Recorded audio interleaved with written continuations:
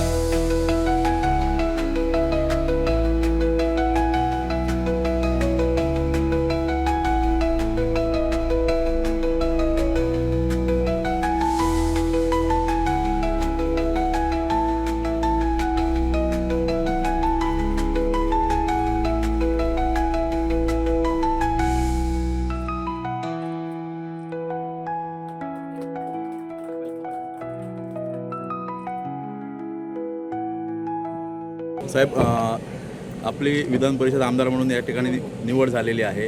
दोडामार्गमध्ये अनेक समस्या आहेत, यामध्ये मुख्यत्वे आरोग्य ही सगळ्यात मोठी समस्या आहे. अजूनही उठसूट बांबोळी गोवा येथे जावं लागतं. तर याविषयी माझ्या भाषणामध्ये तेच सांगितलं. आधी पहिलं मी आज प्रवासाची सुरुवातच दोडामार्गातनं केलेली आहे. मी माझ्या महाराष्ट्रातल्या माझ्या सगळ्या नेत्यांची, म्हणजे माझे खासदार नारायण राणे साहेब, पालकमंत्री आमचे नितेशजी, आमचे महाराष्ट्राचे अध्यक्ष रवींद्रजी, आमचे मुख्यमंत्री देवेंद्रजी, अगदी दिल्लीतले सगळे नेते विनोदजी, या सगळ्यांचं पहिले मी आभार मानतो की माझ्यासारख्या कार्यकर्त्याला एक सगळ्या कार्यकर्त्यांचं प्रतिनिधित्व करण्यासाठी म्हणून त्या ठिकाणी आमदारकी दिली परिषदेची. त्याबद्दल मी आधी माझ्या सगळ्यांचे, अगदी जिल्हाध्यक्ष साहेबांनी रिकमेंड केलं म्हणून सुद्धा या सगळ्या मंडळींचा आभार मानतो. क्रमांक 1. क्रमांक 2, मी आताच आमच्या सगळ्या कार्यकर्त्यांकडे बोलताना सांगितलं की पार्लमेंट से लेके पंचायत तक असं राज्य न भूतो न भविष्यात मिळेल, पण कधी भूतकाळात नव्हतं. अशा प्रकारची थम्पिंग मेजॉरिटी केंद्र ते पंचायत समितीपर्यंत आपल्याला दिलेली आहे.